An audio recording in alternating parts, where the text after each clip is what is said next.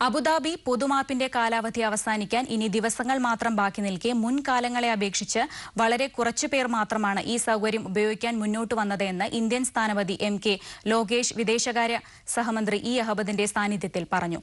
Abu Dhabi India social സെന്ററിൽ Indian embassy സംഘടിപ്പിച്ച മുഖാമുഖത്തിൽ Indian സംഘടനാ പ്രതിനിധികളോടും മാധ്യമപ്രവർത്തകരോടും സംസാരിക്കുകയായിരുന്നു അദ്ദേഹം.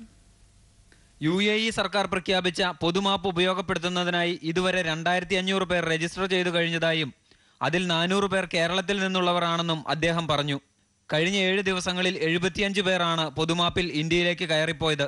പൊതുമാപ്പിൽ നാട്ടിലേക്ക് പോകുന്നവരുടെ പുനരധിവാസത്തെക്കുറിച്ച് ചോദിച്ചപ്പോൾ മന്ത്രിയുടെ പ്രതികരണം ഇങ്ങനെയായിരുന്നു. അങ്ങനെയൊന്നും ഇതുവരെ ചർച്ച ചെയ്തിട്ടില്ല. ഇങ്ങനെ പോകുന്ന ആളുകളെ പറ്റി ചർച്ച ചെയ്തിട്ടില്ല.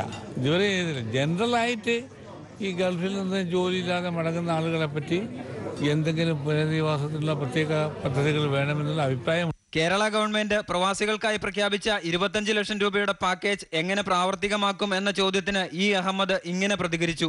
25 ലക്ഷം അർഹിക്കുന്നവർക്ക് കൊടുക്കുന്ന സതുദ്ദേശത്തോടു കൂടിയാണ് കേരള ഗവൺമെന്റ് മുന്നോട്ട് വന്നത്. അത് അവർ തീരുമാനിക്കണം എങ്ങനെയാണ് കൊണ്ടുവന്നത്. ഇന്ത്യ ഗവൺമെന്റിനെ സംബന്ധിച്ചിടത്തോളം ഇന്ത്യൻ എംബസിക്ക് ഇന്ത്യക്കാരായ എല്ലാവരെയും ഒരുപോലെ കണക്കാക്കാൻ നിർവാഹമുള്ളൂ.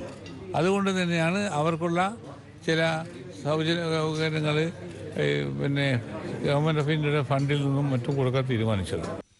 ചടങ്ങിൽ ഇന്ത്യൻ സ്ഥാനപതി എം.കെ. ലോകേഷ് അധ്യക്ഷത വഹിച്ചു. Consul general Sanjay Varma, first secretary Anand Bardhan എന്നിവരും പങ്കെടുത്തു. Amrita News, Abu Dhabi.